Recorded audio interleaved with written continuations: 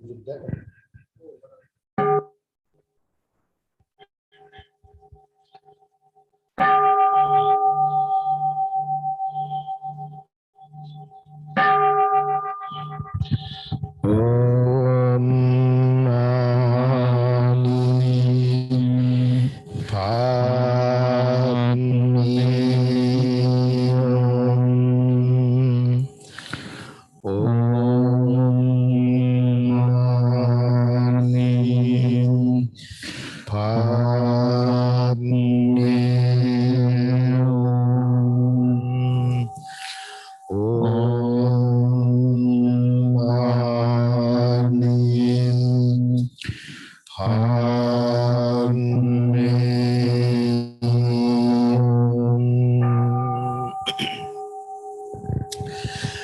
morning and welcome to the Sunday service.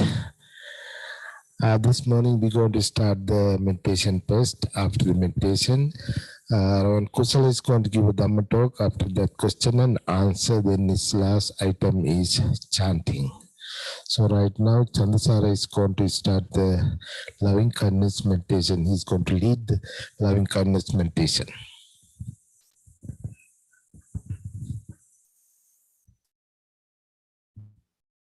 Let's prepare ourselves to spread loving kindness thoughts. Be seated in an upright posture in a comfortable, gentle way. Breathe in and breathe out gently for a couple of minutes to prepare our mind and body to spread loving to practice loving kindness meditation.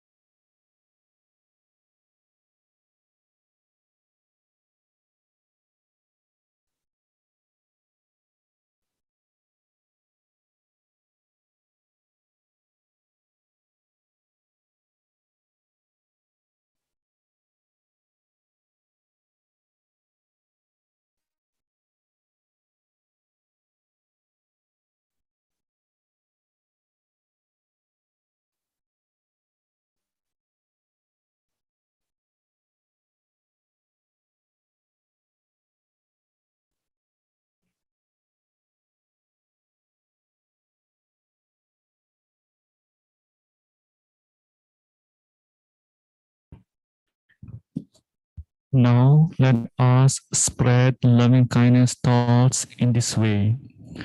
May all the living beings be physically well. May all the living beings be safe. May all the living beings be mentally well. Let's continue spreading loving kindness thoughts in this way until we hear the bell sound.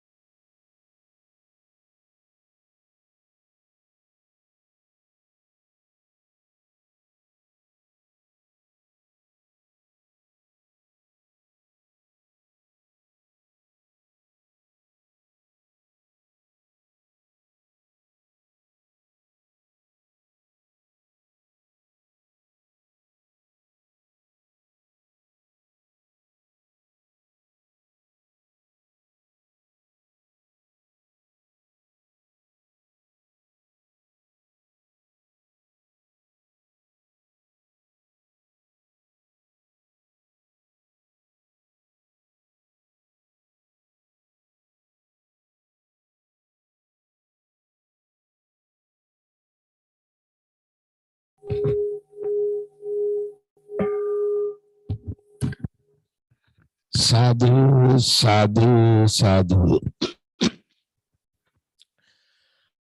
Thank you, Reverend Chansara, leading the Metta meditation.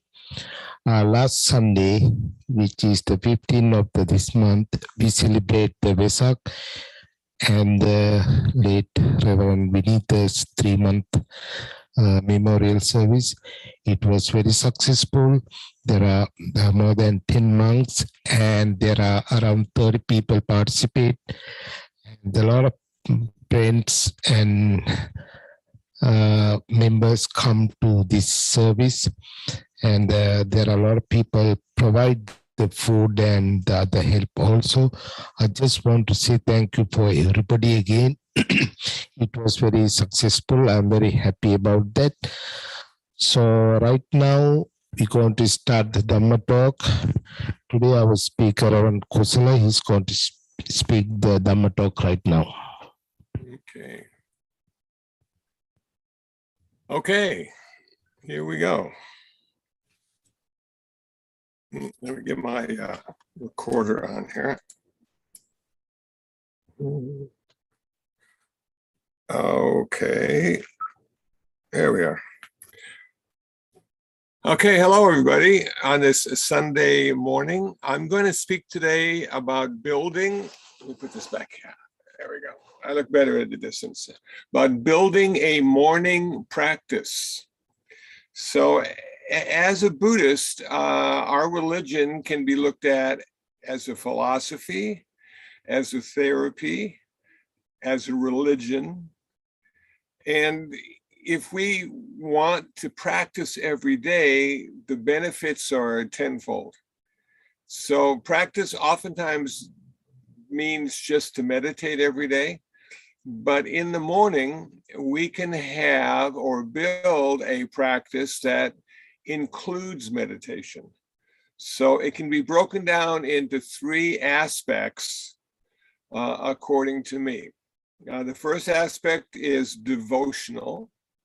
The second aspect is relative and practical.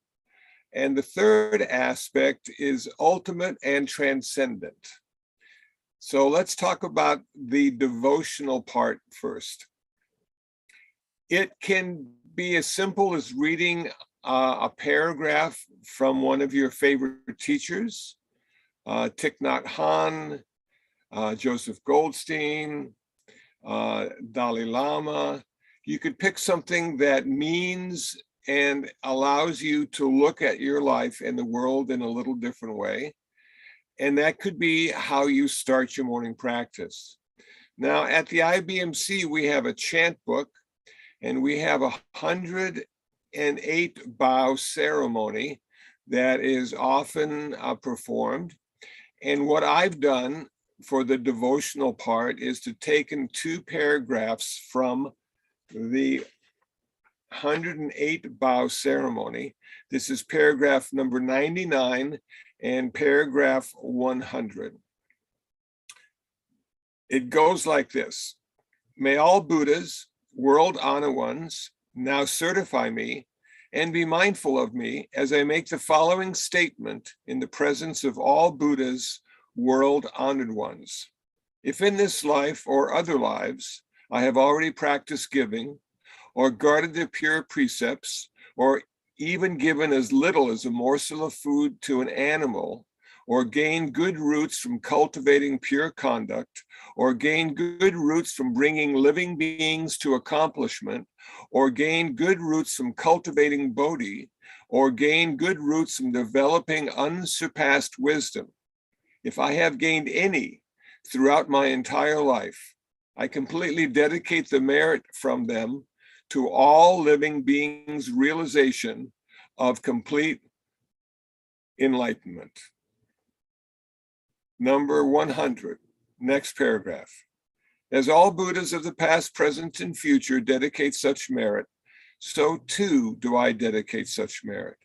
As I repent and reform all my offenses and rejoice in the blessings of others, seeking the merit of all Buddhas, I vow to realize the unsurpassed wisdom.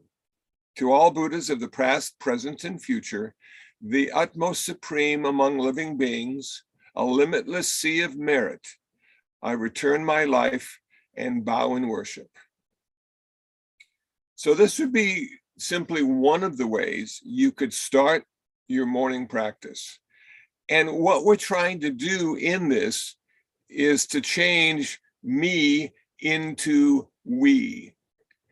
We are extending ourselves into the universe and admitting and understanding and agreeing with the concept that we're all interconnected and interdependent. Nobody does it alone. And in giving your merit to others, what you're doing is you're increasing your own personal merit. As we give it away, we get it back tenfold. And that is an interesting concept that's found in Mahayana Buddhism. And I really appreciate that fact that in order to be someone, you have to give it away to everyone. Okay, that's simply one way to start your morning practice from a devotional perspective. Now, the next part would be the relative and the practical. And that would simply be to recite the 5 precepts that every Buddhist practices every day, every week, every month, every year. As you all know, the first precept is, I will practice not to take life today. So keep it simple and keep it focused on what you're going to do today. I'm going to practice not taking life today. I'm going to practice not taking what is not given today. I'm going to practice avoiding sexual misconduct today. I'm going to avoid speaking unskillfully today. I'm going to avoid consuming intoxicants to the point of intoxication today. Now, the more advanced students of Buddhism will say, I'm going to avoid consuming intoxicants. And the less advanced students will say, I'm going to avoid consuming intoxicants to the point of intoxication. Up to you. The longer you meditate, the more you realize how clouded and your mind becomes when you are consuming intoxicants or taking drugs. That we're striving for clarity, for wisdom, for kindness and compassion. And consuming intoxicants doesn't help us in any way to do that. So we have the first part would be the devotional part. Up to you. Reading something out loud is important. It goes from your mouth to your ear, and that allows you to think of it in 2 different ways. Taking the 5 precepts allows us to live in harmony with other people. And now the third part would be your meditation practice. Now, in the morning, depending on when you wake and what kind of obligations you have for that day, I think 10 to 20 minutes a day in the morning is fine for your meditation practice. And the more advanced students who get up a bit earlier, 45 minutes would be the ultimate goal. But again, 10 to 20 minutes a day is fine. And it does make a difference as you cultivate your mind. You start to see things a little more clearly, and you start to feel things in a little more compassionate and kind way. So in Buddhism, we have 2 kinds of meditation. We have mindfulness meditation, and we have samatha meditation, which is samadhi meditation, tranquility meditation, the kind of meditation that the Buddha practiced in India, and his teachers taught the Buddha, the future Buddha, Siddhartha Gautama, how to do the tranquility meditation. Then later on in the practice, Siddhartha, the Buddha, rediscovered mindfulness meditation, which had been lost to the world, but had been practiced by the previous Buddhas on earth. And that allowed him then to achieve his final goal of liberation, the ending of suffering, the ending of karma, the ending of all future rebirths, and coming to the profound acceptance of the way things are, which has generated an ultimate peace. Okay, but we're not going to start there. I think what you find when you study meditation is both tranquility meditation and mindfulness meditation can start the same way. And that can be using your breath as your object of meditation. And one of the nice things about using your breath as the object of meditation is you always have it with you. You don't have to worry about lighting a candle. You don't have to have some kind of profound picture on the wall. You don't even need a statue of the Buddha to focus on. You simply need to focus on breathing in and out, in and out, in and out. And it can start this way. We sit down in a comfortable position. It could be cross-legged on the floor, or it could be in a chair, or it could be kneeling. There are a variety of ways to sit in meditation. And what you want to do is explore which works best for you. When you've taken your position, physical position for meditation, then you would simply bring the attention, your attention, to the tip of your nose and feel the sensation of breath going out and coming in, going out and coming in, going out and coming in.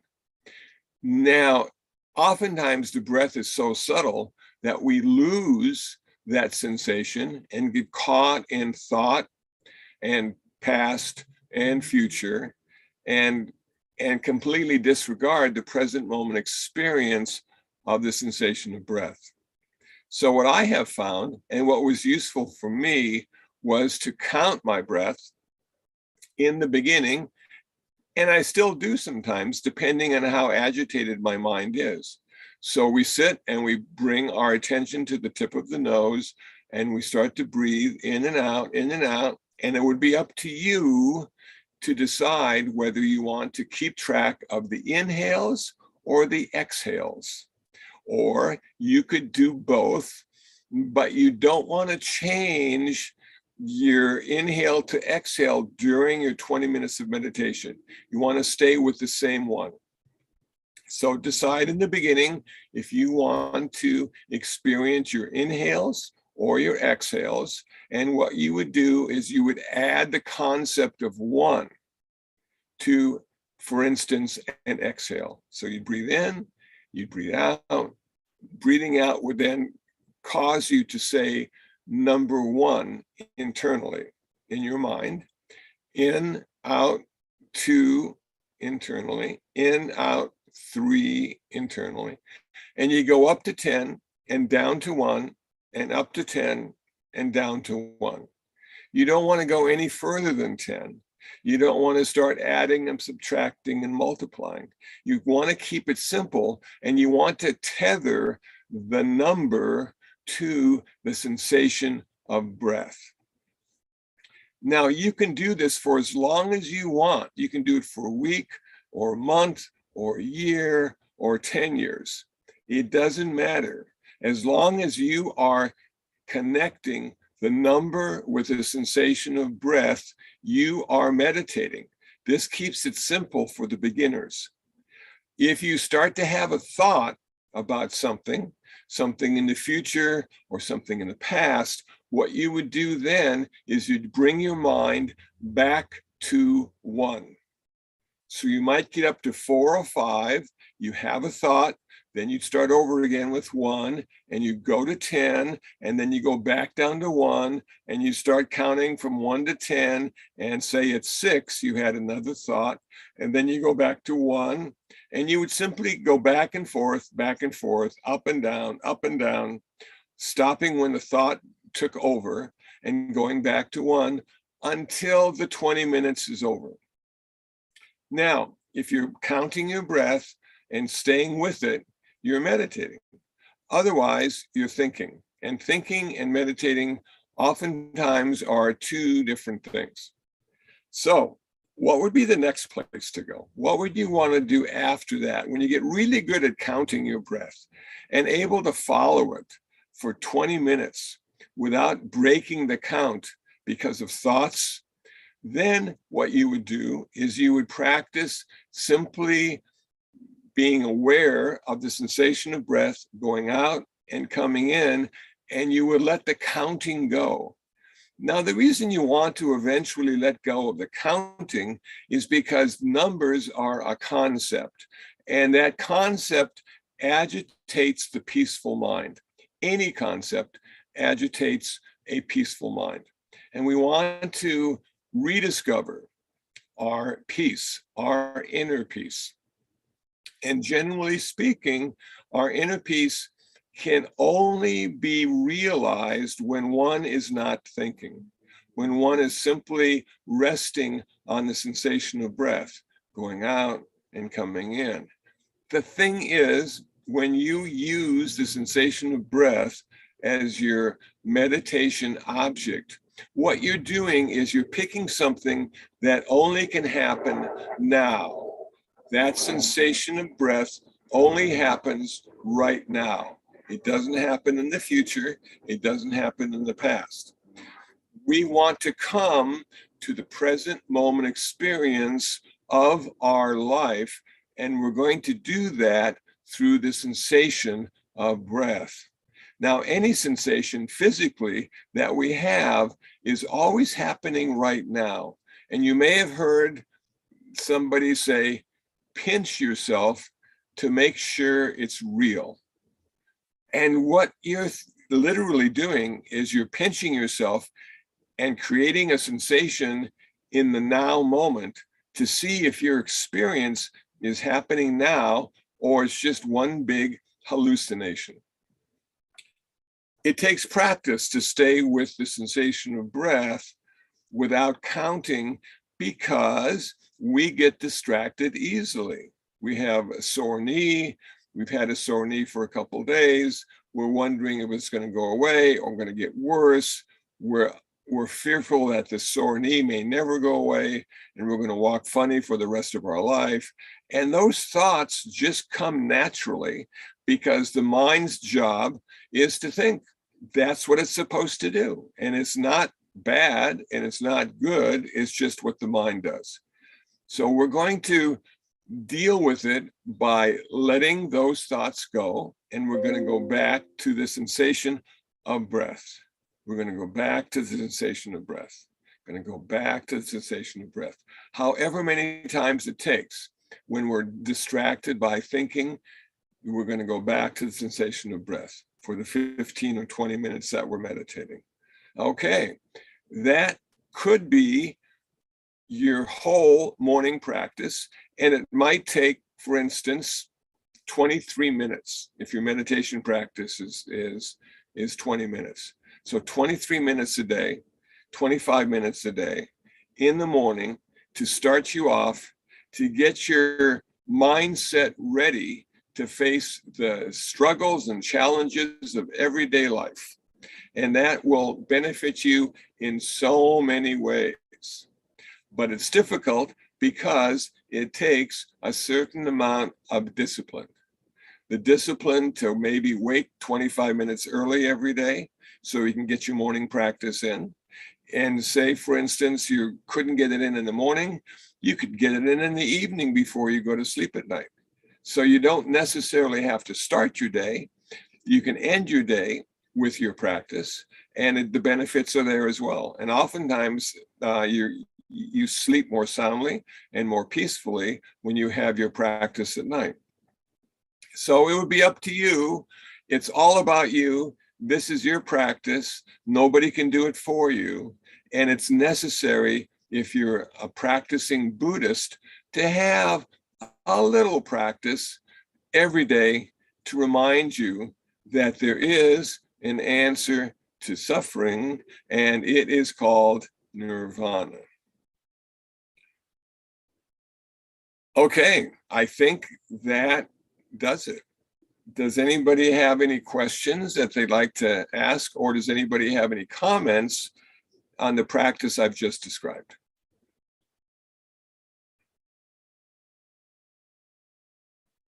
Da, da, da, da, da, da, da, da.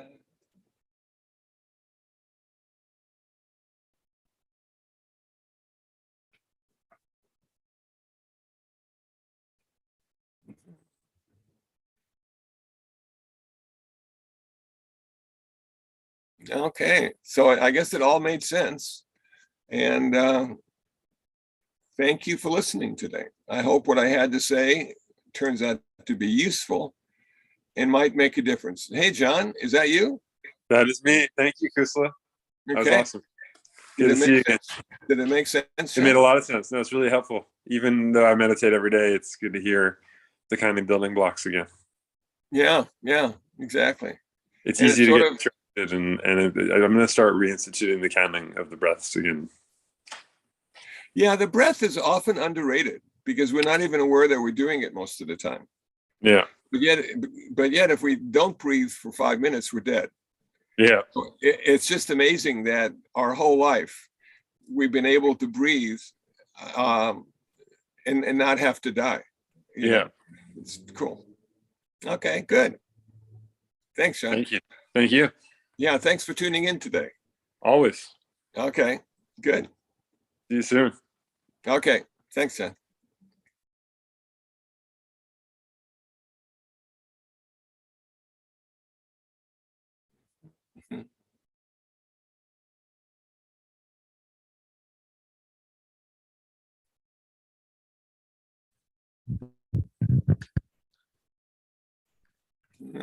Let's see.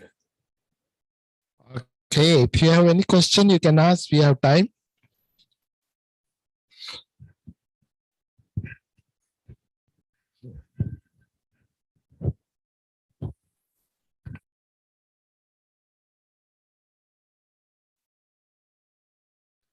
All right, it looks like a no more question. Thanks, Kusala, again. Okay. So we will chant the page 1, page 4, and page 10 right now.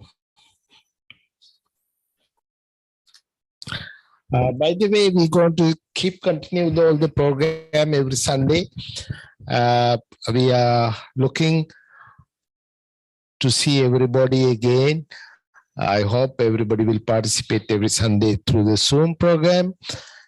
And we are going to talk to the different teachers to teach for us, for our members. Maybe in future, we might invite to come to the people Sendo.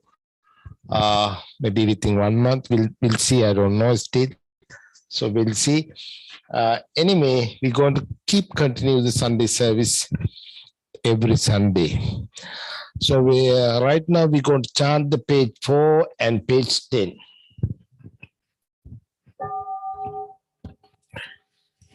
Namo tassa bhagavato arahato samma sambuddhassa.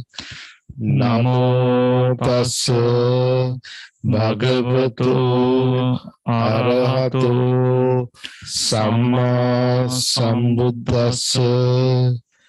Namo tassa bhagavato arahato samma sambuddhassa. Buddham saranam gacchami, Dhammam saranam gacchami, Sangham saranam gacchami. Sentient beings are numberless.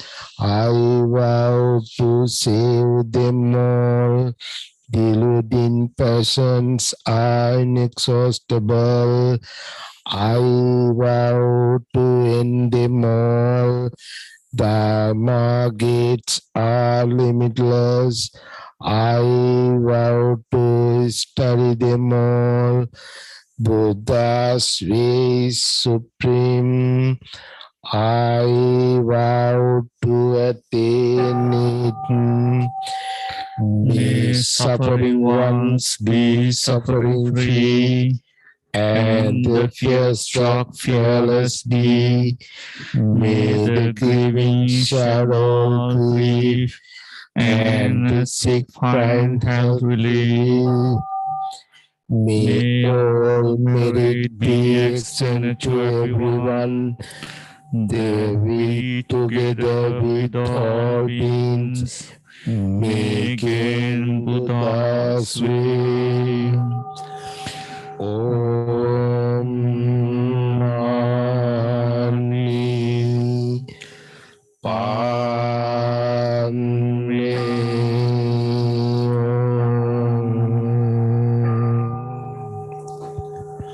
Hum. Thank you again. Thank you, all the members, and thank you, Ashan. He's back again. That's why we did not have last few weeks the Sunday service, because Ashan went to back to his country. He's back here, so he's helping to us to continue the Sunday service. Again, I want to thanks for everybody. Hope to see you next week also.